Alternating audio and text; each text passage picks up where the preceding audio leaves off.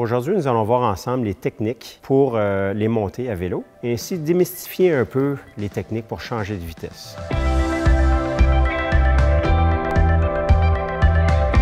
Les montées peuvent être pour certains un cauchemar. Il y a quelques petites techniques qu'on peut appliquer qui vous aideront justement à apprivoiser un petit peu ces bêtes qui sont les montées.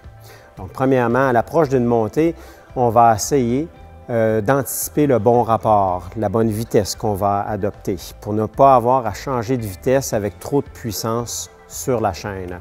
Donc, on va changer de vitesse, un rapport, deux rapports, essayer d'éviter les croisements de chaîne.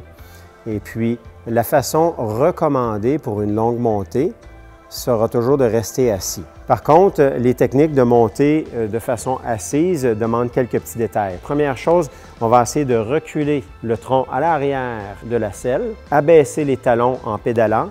De cette façon, nous allons avoir plus de muscles qui vont contribuer à l'effort. Un autre point aussi, on essaie de garder le tronc bien droit, regarder devant et placer les mains sur le dessus du guidon pour avoir une position plus naturelle. Au fur et à mesure que la fatigue s'installe ou bien lorsque le gradient de montée augmente, le besoin se fera sentir peut-être de commencer à monter en danseuse. Alors, je vous recommande peut-être de mettre un braquet ou deux plus lourd et d'avertir le monde autour de vous par un cri « hop » et puis de minimiser un peu le recul dans votre transition, c'est-à-dire on garde une tension sur la chaîne.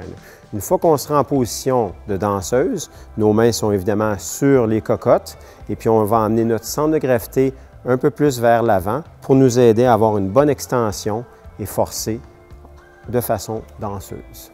Pendant votre montée en danseuse, vous allez tenter de relâcher le haut du corps, les épaules et les bras pour pouvoir garder votre énergie évidemment sur les jambes. Vous allez remarquer dans cette position que vous utilisez un tout autre groupe de muscles, un grand groupe de muscles d'ailleurs, qui va vous aider justement à franchir des étapes beaucoup plus complexes, beaucoup plus difficiles dans votre montée. Souvent, les cyclistes ont tendance à voir le dessus de la montagne comme la fin de leur effort. Alors, il serait important peut-être de gérer votre énergie pour être capable d'emmener votre effort dépasser le sommet de votre montée pour vous permettre justement une accélération qui favorise la fluidité du peloton.